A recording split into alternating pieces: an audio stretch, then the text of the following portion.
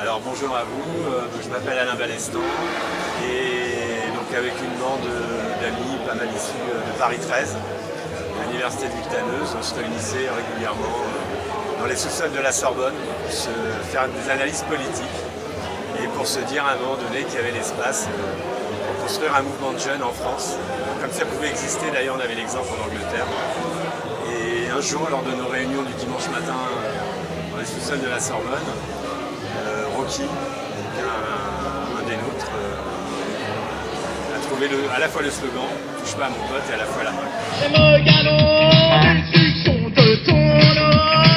Le bon souvenir, c'est qu'on était plutôt solidaires, on pensait qu'on allait tout gagner, puisque dans notre objectif, c'était une première étape. En fait, le mouvement antiraciste, c'était une première étape. Et puis naturellement, on se disait, une fois qu'on aura ce mouvement de jeunes, une fois qu'on aura créé ce mouvement de jeunes, que la jeunesse va nous suivre en France, et bien on va prendre le Parti Socialiste, et puis ensuite on va prendre la présidence de la France, et puis après on verra ce qu'on fait. On était assez ambitieux sur ce qu'on voulait faire. Ça nous a pas mal réussi. Aujourd'hui, les choses ont beaucoup évolué à ce niveau-là. Bon, il y a Internet, il y a les réseaux sociaux, il y a d'autres modes de communication.